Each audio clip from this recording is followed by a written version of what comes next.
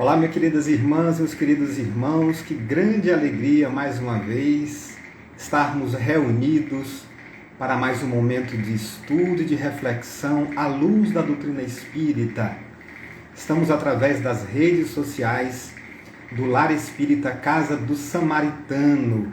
E é com muita alegria que eu convido você, minha amiga, meu amigo, meu irmão, minha irmã, para a gente poder participar juntos desse momento de aprofundamento de nossas reflexões acerca do conhecimento que a doutrina espírita nos oferece.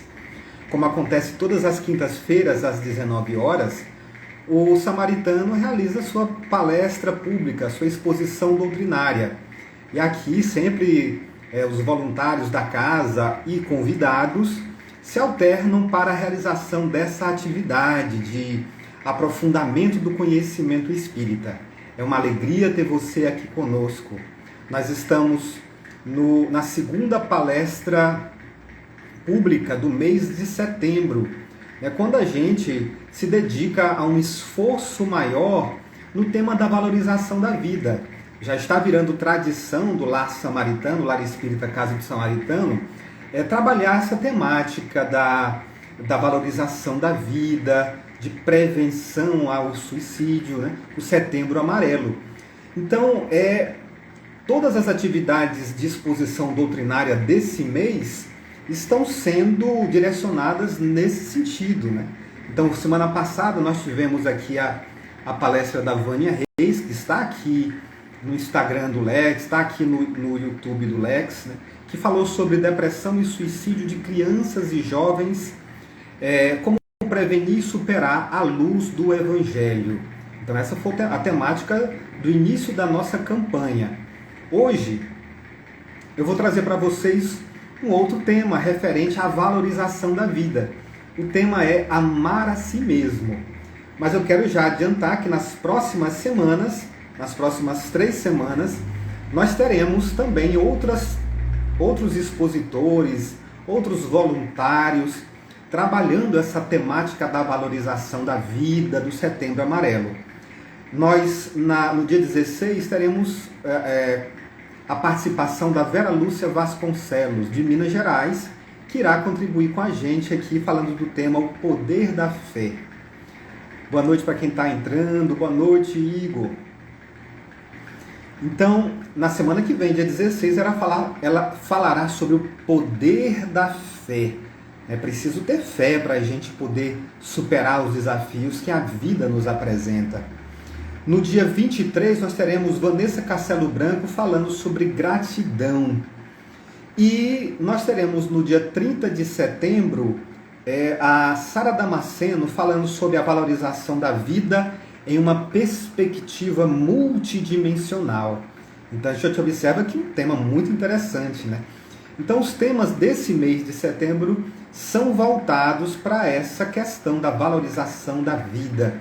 Porque de fato a gente percebe que há assim, nas pessoas de um modo geral, às vezes a gente deixa a nossa bola cair um pouquinho, às vezes a gente fica um pouco para baixo, o que é normal, o que é natural. Mas algumas pessoas chegam a um estado patológico. E esse estado patológico gera um sofrimento imenso, e esse sofrimento faz com que algumas vezes até as pessoas pensem em desistir da própria vida. Mas a vida tem seu valor, a vida tem sua beleza. É por isso que a gente está trabalhando essa temática de valorização da vida, refletindo sobre isso, para que apesar dos desafios, apesar dos problemas, a gente prossiga. Todos nós passamos por desafios, por dificuldades. É claro que algumas pessoas passam por desafios bastante preocupantes, né? Algumas situações dolorosas. E é para isso que a gente vive em comunidade. Por isso que o ser humano é um ser social, para que a gente se apoie, para que a gente se abrace, para que a gente saiba para que nós saibamos nos unir nesse processo de levantar as pessoas que se sentem um pouco para baixo, um pouco desestimuladas. Então, essa é a programação do mês de setembro da Casa Espírita, do Lar Espírita Casa do Samaritano. Então, todas as temáticas desse mês são voltadas para a questão da valorização da vida. Então, você é nossa convidada, você é nosso convidado para permanecer com a gente nessa sequência de palestras. Se possível, avise para as pessoas que você conhece, avise para as pessoas que você ama. Olha, lá no Lex estão falando sobre valorização da vida. E não é só aqui no Lex, não. Também nas casas espíritas, de um modo geral, a gente percebe que todo mundo está falando dessa temática. Então passa no Instagram, procura uma temática que você se interessa. Olha aqueles expositores que você tem uma certa predileção pela sua forma de abordar um tema. Então você vai escolher, são várias casas espíritas à disposição da gente para que a gente reflita sobre essas questões necessárias à nossa vida. Então, passando essa questão inicial de avisos, então já que as pessoas já estão informadas pelo Instagram, quero convidar você, minha irmã e meu irmão, para que a gente possa junto fazer um momento de oração e que essa oração nos ajude para que o nosso encontro seja proveitoso. Então vamos pedir a Jesus, o nosso Mestre, que nos envolva de bênçãos salutares e que a luz do Evangelho possa clarear as nossas vidas.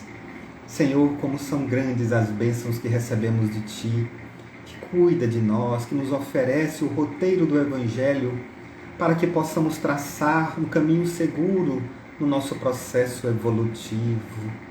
Como é grande a nossa alegria em sabermos que temos os emissários de luz enviados pela bondade divina a nos socorrer, a nos sustentar e a nos trazer um incentivo diante das dificuldades que possam surgir. Como é grande a bênção de sabermos que temos amigos, familiares, que temos a luz divina, as bênçãos de cada dia como oportunidade de crescimento e de evolução. Por isso te damos graças, Senhor, e rogamos as tuas bênçãos para que nos renove as forças e o ânimo, para que a gente prossiga evoluindo, estudando e também servindo, colaborando para o bem do próximo, porque há tantas dores, Senhor, no mundo, há tantas dificuldades. E é por isso, Senhor, que rogamos por cada irmão e irmã que se sente aflito, inquieto, preocupado, entristecido, adoecido, que o Senhor possa alcançar a cada um de nossos irmãos com bênçãos renovadoras de amor e de paz. E que possamos permanecer com essa tua paz em nossas vidas, em nossas mentes e em nossos corações. Que assim seja.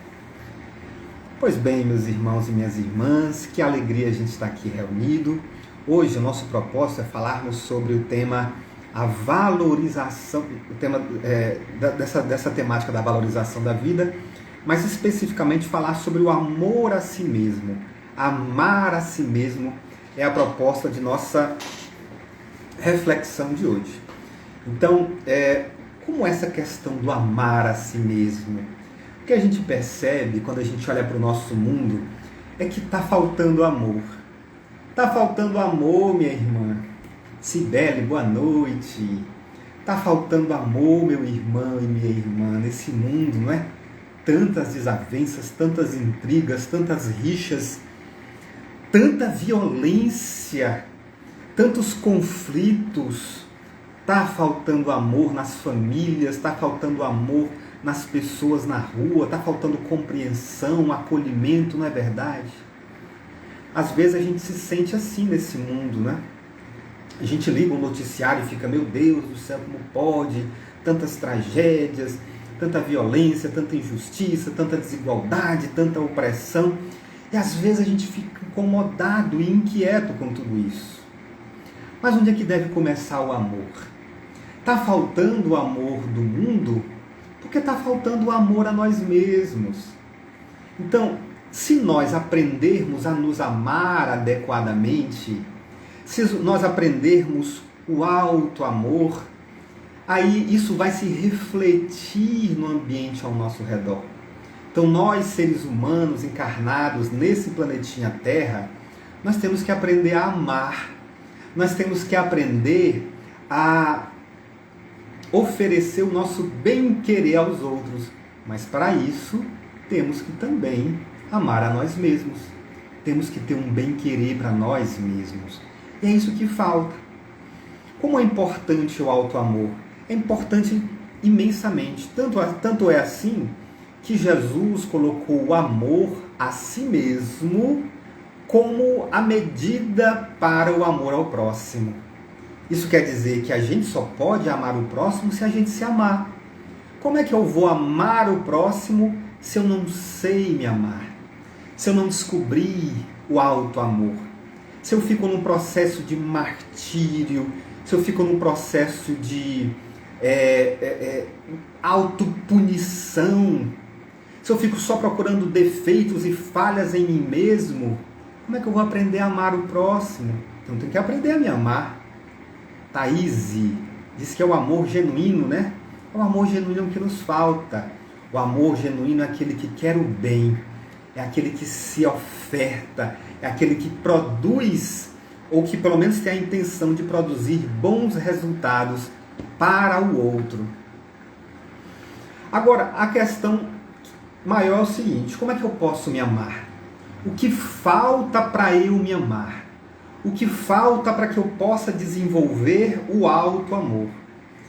Porque muitas vezes a gente olha assim: eu sou uma pessoa que tem tantas falhas, eu erro muito, eu sou uma pessoa que procrastina demais, eu sou uma pessoa que eu sempre me saboto, então eu sou uma pessoa que me entrego facilmente aos vícios.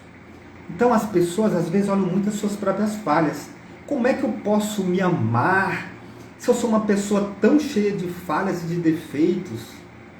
Aí que entra a recomendação especial da doutrina espírita. Para a gente desenvolver o auto-amor, é preciso o autoconhecimento. Olha que coisa interessante. A construção e o desenvolvimento da autoestima, do amor a si mesmo, ela passa antes pela construção do conhecimento sobre nós mesmos. É preciso que nós façamos um exame sobre nós mesmos. Então o auto-amor, ele necessita do autoconhecimento. Antes, assim, a condição para que o auto-amor aconteça é o autoconhecimento. Eu acho interessante, nós estamos nessa época ainda de preocupação por conta da Covid, né, dessa grande pandemia que está preocupando a humanidade, mas no começo estava pior, né? No começo a gente estava naquele período de as pessoas estavam com muito medo de sair de casa, muitos comércios fechados, shoppings fechados. Aí eu escutei uma palestra do Rossano Klingen, que ele dizia uma coisa interessante, uma história que ele escutou.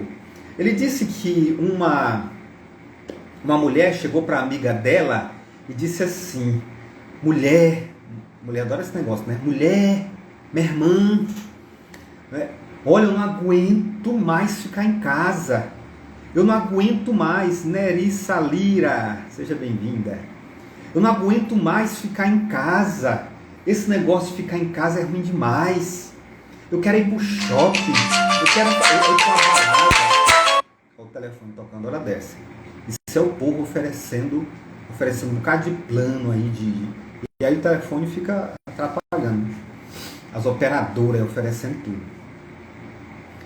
Então a mulher disse assim para a outra: olha, eu tô doida para ir para um shopping, para ir para uma balada, para ir para um happy hour no barzinho. Eu tô aperreada, eu quero sair de casa. Aí a amiga dela, tentando amenizar aquele sofrimento, disse assim: olha, minha amiga, é o seguinte, nesse momento tá tudo fechado, não dá para sair. Aproveita então que você está em casa para se conhecer, para realizar o processo de autoconhecimento. Aí a que estava agoniada, doida para sair, disse assim: não, meu irmão, eu já fiz isso. Eu já fiz esse processo de autoconhecimento, detestei me conhecer, eu sou horrível. Eu quero é ganhar um mundo, não dá certo esse negócio de autoconhecimento para mim, não. Na verdade, isso é uma anedota, né? Mas que mostra o que acontece com muita gente. Né? Isso acaba, as anedotas, elas amplificam uma coisa que costuma acontecer, né, na realidade. E nesse caso, acontece o que muitas pessoas acabam não gostando de se conhecer. Então elas olham para si mesmas e veem as suas limitações, as suas fragilidades, ela vê as falhas que cometeu, né? E ela acaba não gostando. Então como é que eu posso me amar se eu não gosto do que eu conheci? Esse é um ponto. Como é que eu posso fazer quando eu me conhecer e não gostar do que eu conheci? A questão é que muitas vezes a gente tem uma visão parcial e distorcida de nós mesmos. Nós temos uma visão parcial e distorcida de nós mesmos. Se nós olharmos, todos nós, eu, você e qualquer pessoa nesse planeta, nós temos as nossas fragilidades, nós temos as nossas mazelas, nós temos as nossas inquietações, nós temos os nossos problemas, sim, nós temos as nossas falhas. Todo mundo tem nesse planeta. Agora, a gente muitas vezes só olha para isso. Nós precisamos olhar de uma maneira mais ampla e perceber que nós não temos só defeitos. Nós também já temos qualidades, nós já também temos conquistas, nós já também alcançamos alguns resultados proveitosos. Nós temos o que comemorar quando olhamos para dentro de nós mesmos e percebemos as nossas próprias conquistas íntimas. Então a gente precisa olhar seriamente. Então olhar para si mesmo não é ver só os defeitos, as falhas, não é ver só o que falta. Olhar para si mesmo é olhar também para as coisas positivas que nós já alcançamos. É olhar para as nossas qualidades, para os nossos valores. Então a gente precisa superar essa história dessa visão distorcida de nós mesmos. Né? A gente muitas vezes se martiriza. Eu sou um incapaz. Eu não valho nada. Eu sou um incompetente. E a gente fica só olhando os defeitos. Então existe muita coisa que precisa ser melhorada em nós, sim. É um fato. Mas existe também as nossas conquistas íntimas, que cada um de nós já conseguiu alcançar. Então, mas quando a gente percebe os aspectos ruins, a gente tem que olhar aquilo ali como pontos de partida. É como acontece mais ou menos quando a gente vai, esse autoexame, essa autoobservação, é mais ou menos o que acontece quando a gente vai para o médico. A gente vai para o médico fazer aquele exame de rotina, fazer um check-up, aí chega lá o doutor diz assim, olha, eu vou passar aqui uns exames para você. Faça e depois você retorna. E aí quando você retorna e mostra os exames, ele diz assim, olha aqui, ó, você fez os seus exames, mas o seu colesterol está alto, o seu peso, você está com sobrepeso, olha, eu estou vendo aqui que sua pressão está alta. Ou seja, ele chega dando informações de coisas que precisam ser melhoradas. Você pode dizer assim, doutor, não veio mais aqui. O senhor só me dá notícia ruim, né? Lá no interior de onde eu venho, Campo Maior, eu conheci um camarada que era desse jeito. Eu lá vou para médico, ele só sabe dar notícia ruim para a gente. Fico dizendo que a gente tem isso, tem aquilo. Então não vou mais aqui, não venho mais aqui, doutor, só me dá notícia ruim. Não é isso. A partir daquela observação, daquela constatação de que alguma coisa não anda bem, aí a gente tem a partir daquilo ali um ponto de partida. Olha, então eu preciso melhorar a minha alimentação, então eu preciso melhorar a minha atividade física, então eu tenho que fazer atividades que possam me trazer um pouco mais de bem-estar. Então, a partir daquelas constatações de que alguma coisa precisa ser melhorada, eu posso criar metas para mim mesmo. É um ponto de partida para a minha transformação. Por isso que a gente diz que o auto-amor parte do autoconhecimento. É necessário se conhecer para que a gente se ame. Então, se conhecer, a gente percebe alguma coisa que tem alguma coisa que não está boa. Opa, mas eu preciso melhorar. E aí é que surge o auto-amor. Olha aqui a participação do Igor. Aquela história, como diz o lema da OMS, quem não arruma tempo para cuidar da saúde, vai ter que arrumar tempo para cuidar da doença. É isso mesmo. Do mesmo jeito, a gente pode fazer uma similaridade em relação ao nosso campo íntimo. Se a gente não tem tempo de cuidar do nosso emocional, de cuidar da nossa mente, aí a gente vai perceber que depois isso pode trazer problemas, isso pode trazer inquietações. Então, o passo inicial para a mudança de nós mesmos é o autoconhecimento. Então, o autoconhecimento permite a gente fazer um diagnóstico, a gente faz um auto-scanner para que a gente perceba o que precisa ser mudado. E como a gente se ama, como a gente deve se amar, a gente então parte para uma mudança de conduta, para uma mudança de atitude.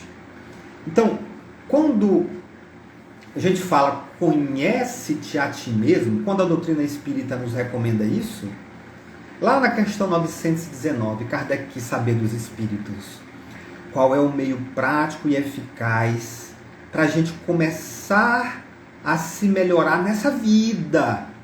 Não é na vida espiritual, não. Não é na outra encarnação, não. É nessa.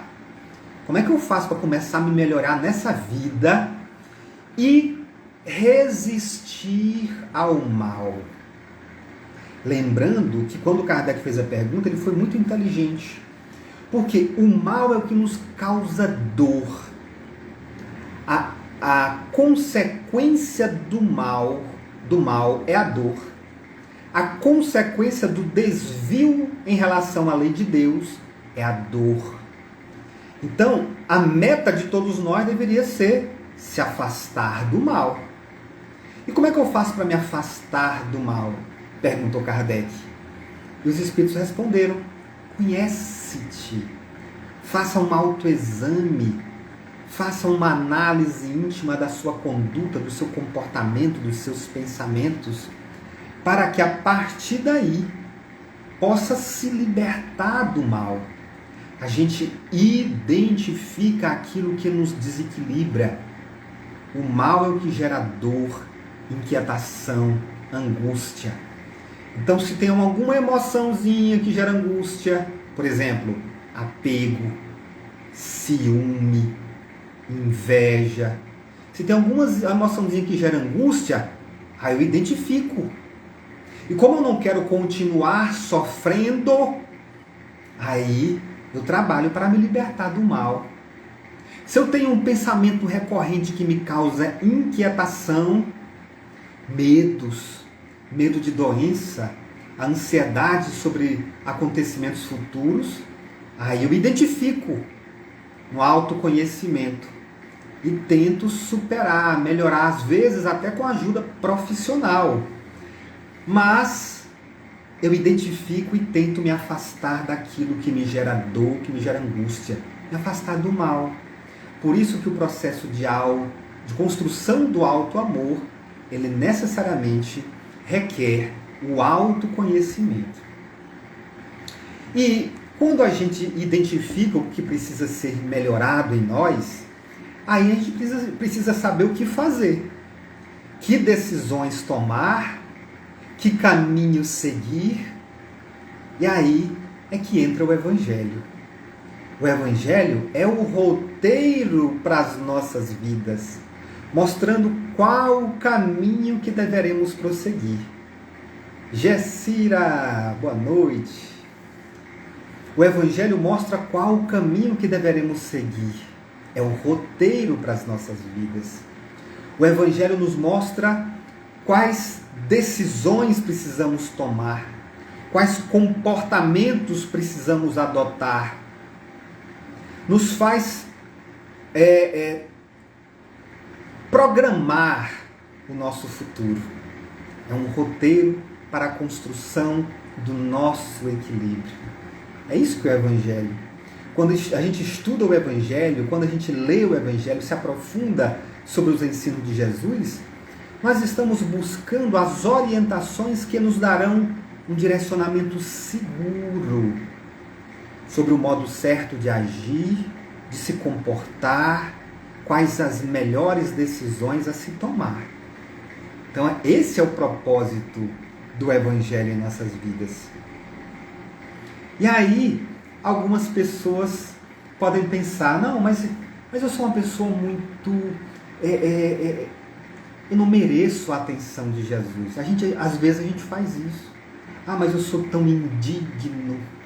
Eu não mereço que Deus me ampare. Eu não mereço porque eu já fiz tanto, já aprontei tanto nessa vida. Mas deixa eu dizer uma coisa aqui para você, minha amiga, meu amigo. O Evangelho, ele não foi feito para santo, não. Ele foi feito para pessoas como eu e você, seres humanos, que temos as nossas limitações, que cometemos os nossos erros, que temos as nossas fragilidades. Por isso que Jesus disse, quando perguntaram para os discípulos, olha, o seu mestre só anda ao lado de pessoas de má vida. São aquelas pessoas que tinham tomado decisões equivocadas, né? Como é que você pode seguir um mestre desse? E aí, Jesus, ao perceber esse comentário, disse assim, os sãos não têm necessidade de médico. Olha que coisa interessante. Olha aqui o Igor. Ramiro Gama diz no livro Lindos Casos do Evangelho que o Evangelho é o curador de todos os males do mundo. Realmente o Evangelho é a cura, é o saneamento para a humanidade. Por que a humanidade tem muita dor, conflitos, guerras, exploração, injustiças? Porque nós não temos ainda a vivência do Evangelho. A gente fala do Evangelho, a gente já assistiu filme do Evangelho, a gente já escutou missa, palestra, culto, um monte de coisa. Agora, vivenciar o Evangelho, nós ainda estamos engateando, né? E quando a gente souber, não é, Igor, fazer isso, aí o Evangelho vai curar as nossas dores. Pois o Evangelho foi feito para nós, para mim, para você, para as pessoas que andam sobre esse planetinha Terra aqui, cometendo os seus erros, os seus enganos. Porque o Evangelho é justamente para isso, para mostrar o caminho. É o roteiro.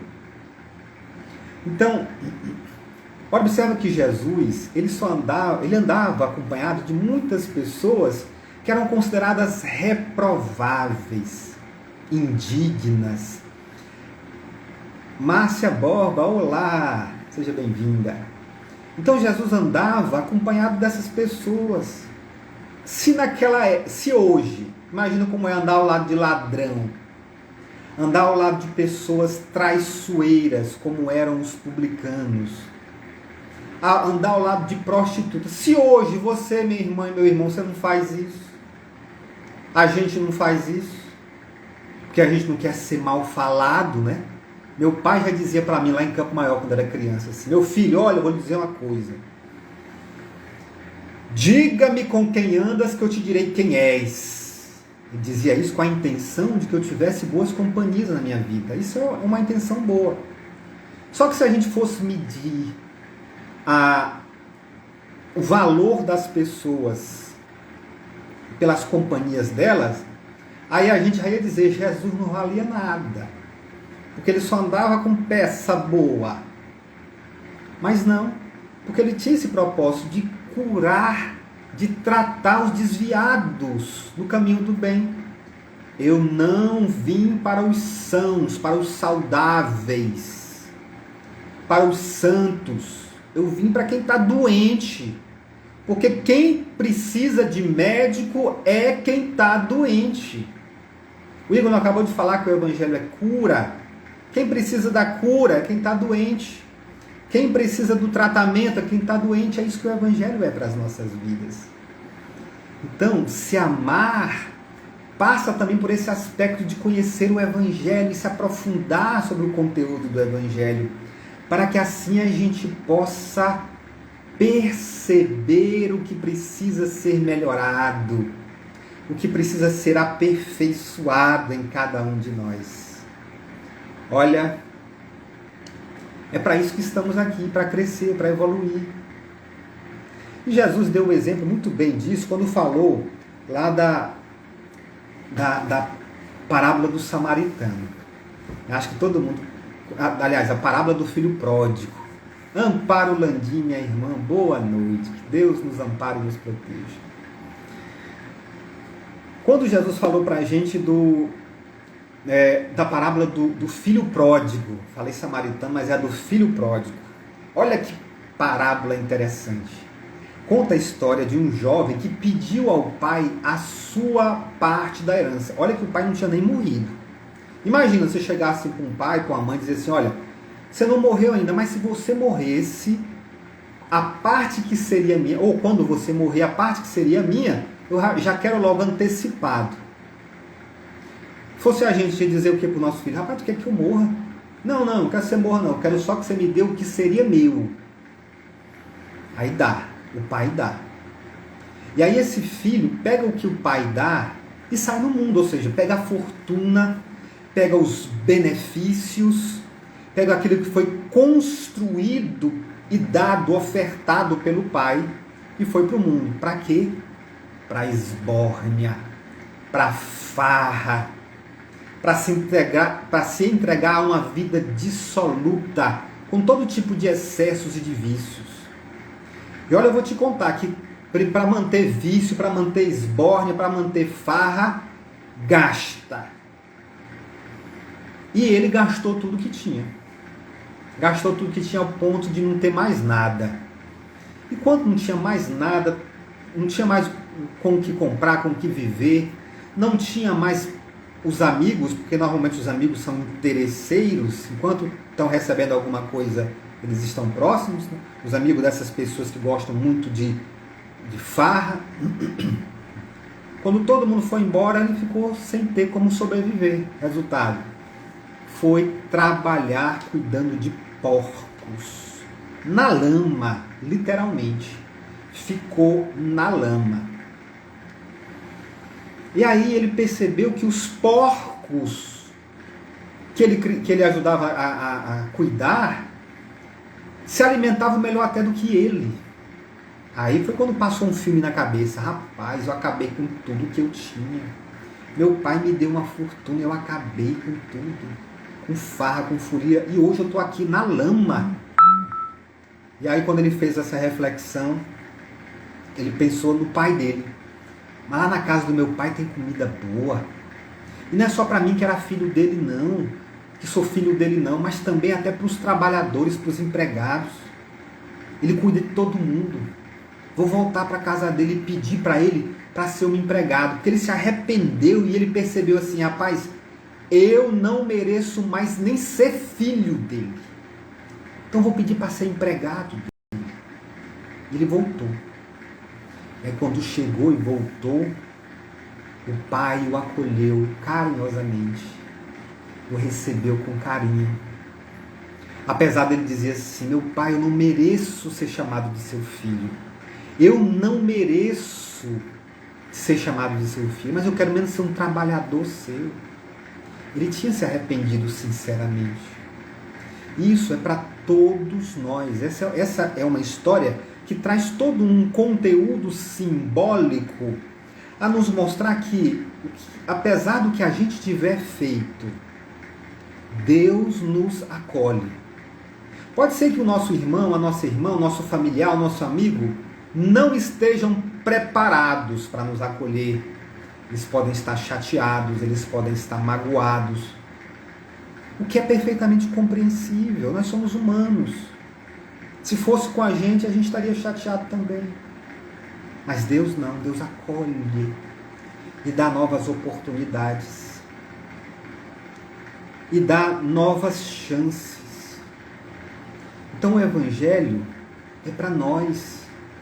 Se a gente, ao se analisar, perceber os nossos erros, as nossas falhas, é como fala aqui o Igor, mostra a misericórdia do Pai para conosco essa história, né? Então se a gente, ao se observar, percebe as nossas limitações, as nossas fragilidades, Isso não quer dizer que a gente não vale nada, não. Para Deus, a gente vale muito. O que Ele quer de nós é o arrependimento. O que significa se arrepender? Eu estou chateado porque eu cometi um erro. Não é isso, não. Se arrepender significa decidir não cometer mais a mesma falha. Então, quando a gente decide não cometer mais a mesma falha, isso é demonstração de arrependimento. Pode até ser que eu fale de novo? Pode. Mas eu falhei, mas foi sem querer. Eu decidi, eu queria mudar. Às vezes, é um processo gradual, que requer persistência, que requer insistência. Então, isso a gente constrói o nosso amor. Mas olha, precisamos entender direito que essa história é de alto amor.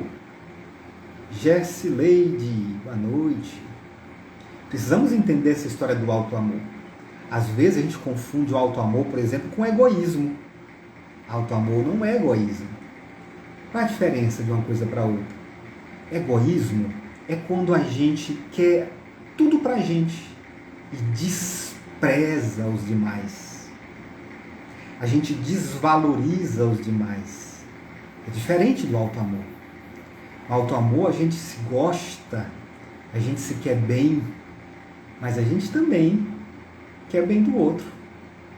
Porque o alto amor permite que eu consiga perceber o que o outro sente, perceber o que o outro, como é o sofrimento do outro. Porque então eu encontrei um padrão, eu encontrei uma referência. Então, alto amor não é egoísmo. Olha que coisa interessante. Alto amor também não é narcisismo. Alguém pode pensar assim, eu me amo. Aí começa, beijinho no ombro, não é? Eu me amo demais. Eu sou excelente, eu sou maravilhoso. Isso é narcisismo. Isso é vaidade, autoexaltação. Isso também não é alto amor. Porque normalmente essa vaidade exagerada, ela mostra que a gente muitas vezes não está preparado para perceber o nosso lado sombra. Aí a gente só quer olhar para o lado bom. E a gente cria uma máscara, cria uma ilusão de perfeição. Eu sou bom demais. Na minha opinião, é a melhor de todas. Sem mim, o que seria de vocês sem mim? Porque eu sou maravilhoso, maravilhosa. Uma ilusão, porque eu também preciso do outro. O outro é necessário para mim. Eu preciso do outro para eu aprender, para eu crescer, para eu obter os recursos que eu preciso na minha existência. Então, alto amor também não é narcisismo. Às vezes a gente se exalta demais, até como uma tentativa de autoafirmação, né? De querer se destacar no mundo para poder receber atenção. Isso é carência. Para receber a admiração dos outros, os aplausos, e aí a gente fica numa exaltação a si mesmo. Isso é carência. Não é alto amor. Assim como o alto amor não é se entregar a um prazer exagerado, a um prazer desmedido. Olha que coisa interessante. Tem gente que diz assim, eu me amo, eu vou curtir. Agora eu só quero saber de aproveitar a vida ao máximo, achando que aproveitar a vida é se entregar a todo tipo de atitude que intoxica o próprio ser. Porque os excessos, eles são venenos para a gente. Então, quando a gente tem o alto amor, é claro que a gente vai buscar prazer, é claro que a gente vai buscar momentos de lazer, de entretenimento, momentos agradáveis, sim. Mas numa medida que seja moderada. Porque quando a gente passa do limite do necessário, aí nós nos desgastamos, nós nos adoecemos, nós nos fragilizamos. Então, se entregar a todo tipo de prazer, de busca exagerada por sensações, isso na verdade acaba sendo um processo de autodestruição.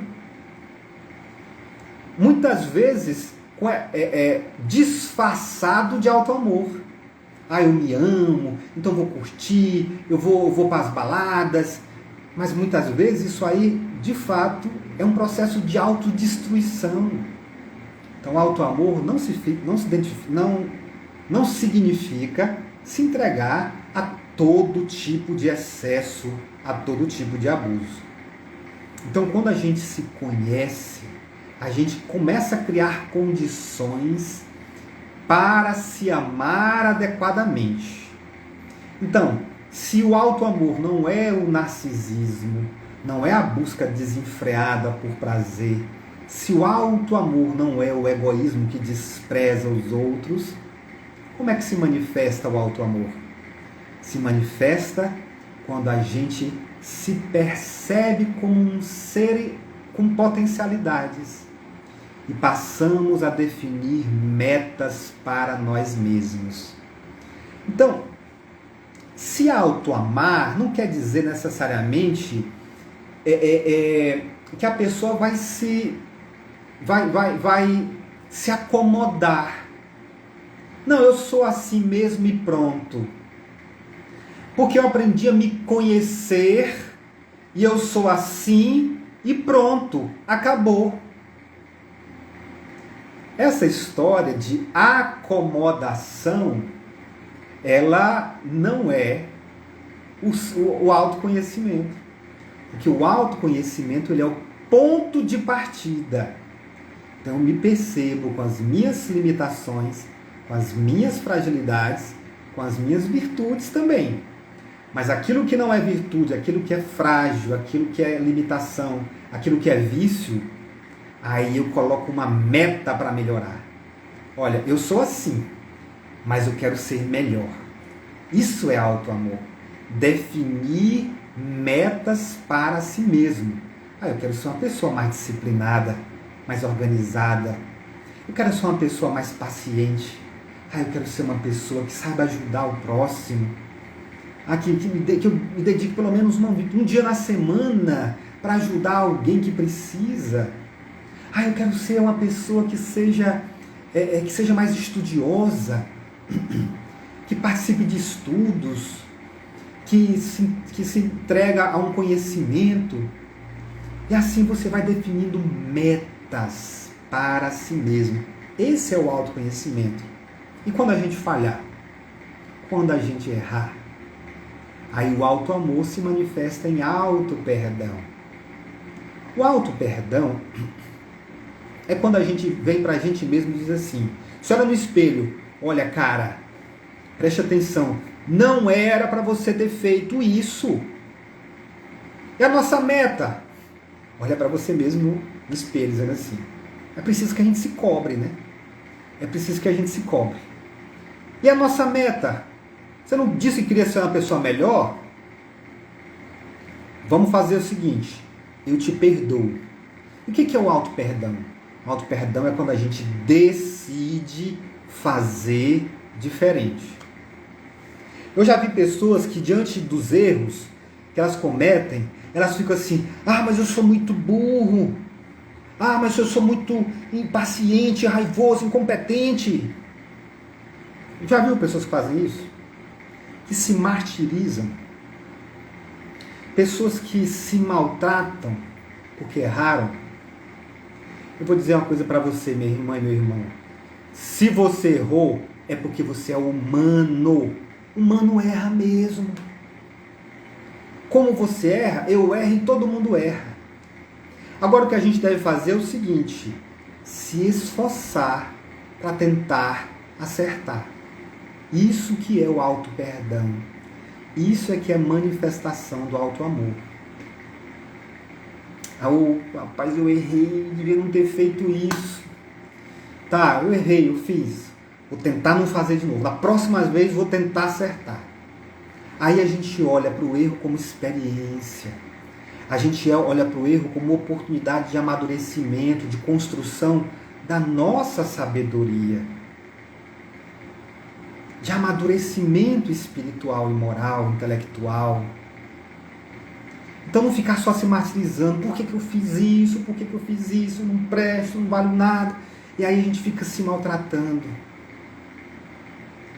Você erra, eu erro, porque a gente é humano. Mas a gente tem que se esforçar para tentar acertar. Isso é o auto-perdão. Isso é manifestação do auto-amor. Chico Xavier, que nós erramos talvez mais desastradamente que os outros. Ele talvez disse, não é Igor?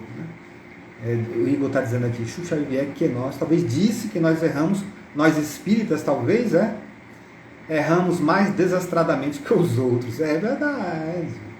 A gente erra bastante. Mas não tem nada não. Nós somos seres humanos, estamos aqui para aprender. Tá? E muitas vezes a gente aprende com erro.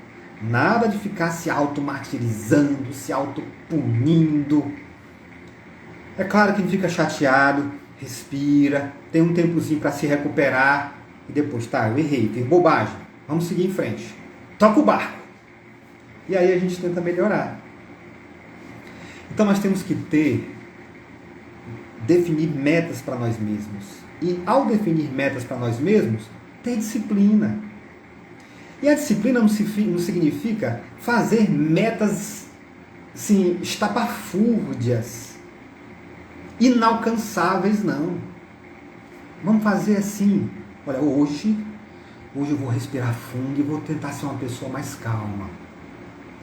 Hoje eu vou tentar respirar fundo e vou ser uma pessoa mais paciente. Hoje eu vou segurar minha língua e vou não tentar falar da vida dos outros, do defeito dos outros. Assim, hoje, para hoje, eu vou fazer o quê? Mas se eu não conseguir, tento de novo, insisto, porque eu já defini que eu quero ser uma pessoa melhor. A gente faz isso. Então a gente bota como meta a pessoa que eu quero ser. Então se amar, ter o auto-amor, não é se acomodar, mas é definir metas.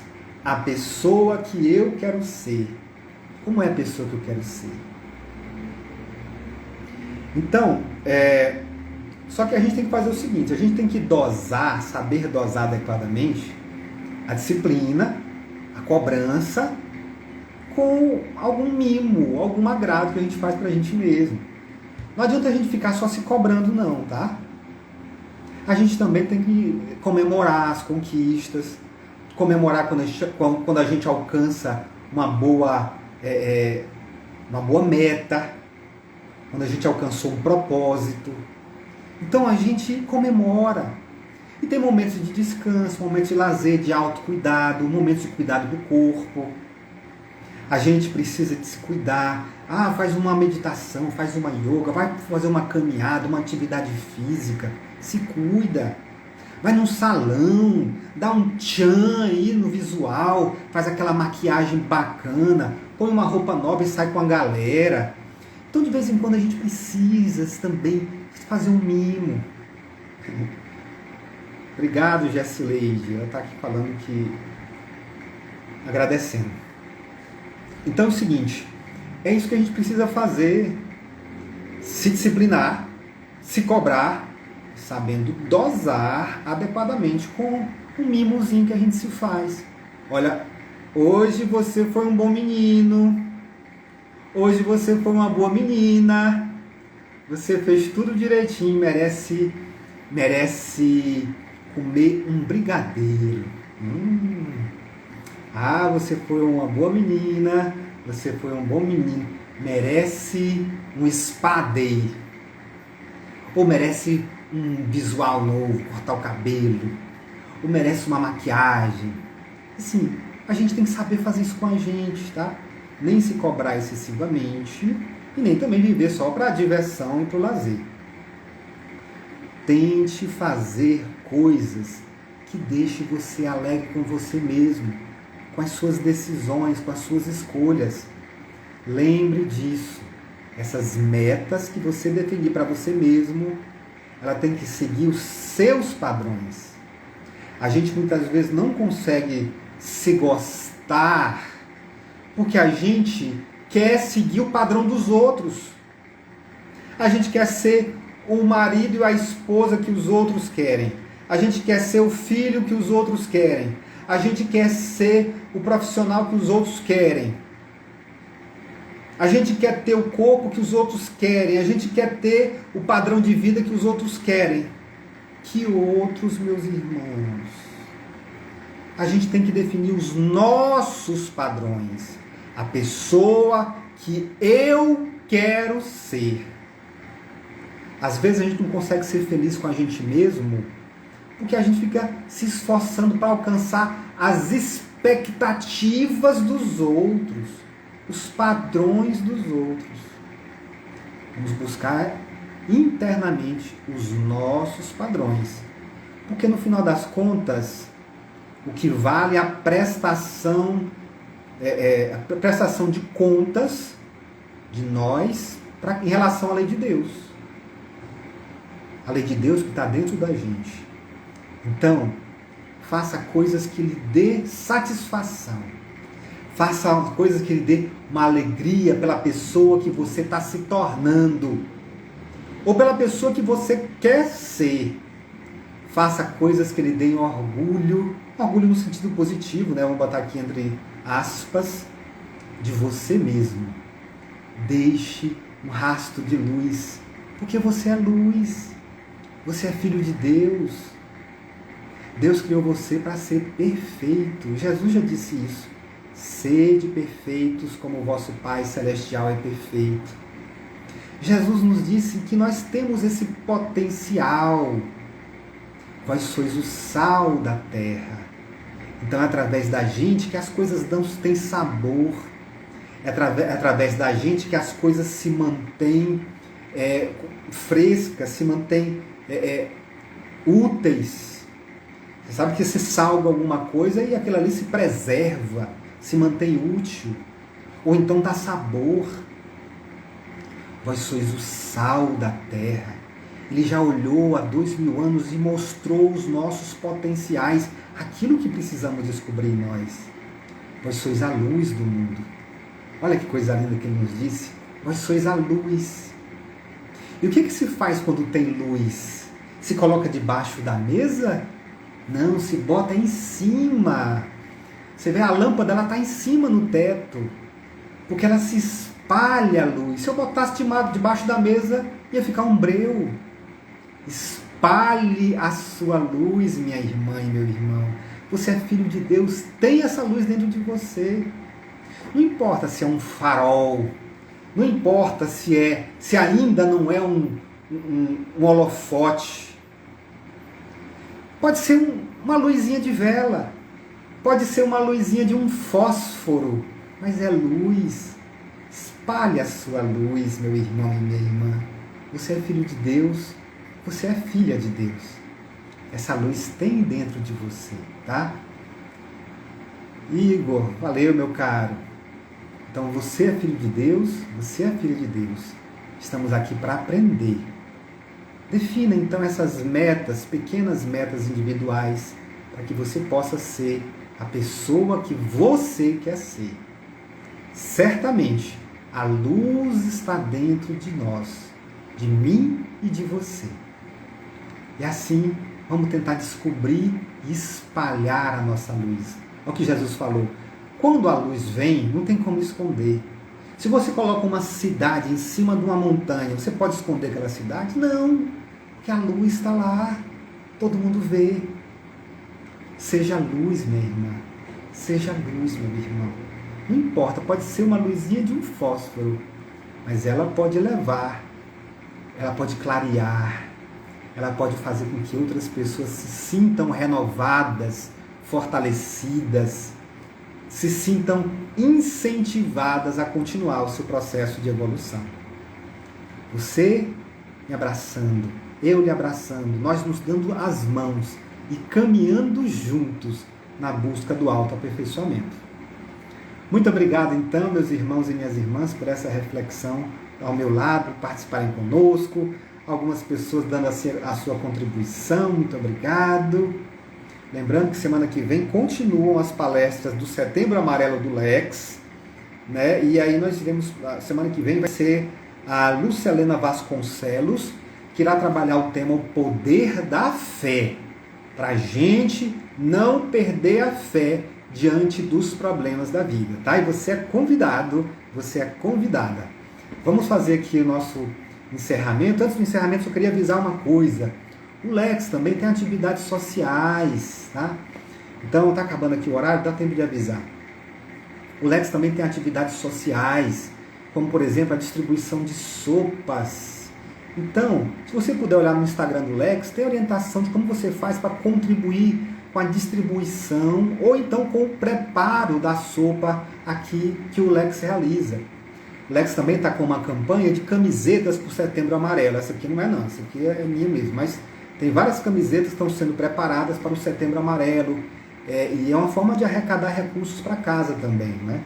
Então está aqui no Instagram do Lex as informações, você pode obter e aí você contribui com a casa, ou pode contribuir com qualquer instituição que trabalhe com essa questão do Setembro Amarelo, que trabalhe com essas questões de levar a mensagem de Jesus, o consolo, o esclarecimento a quem precisa.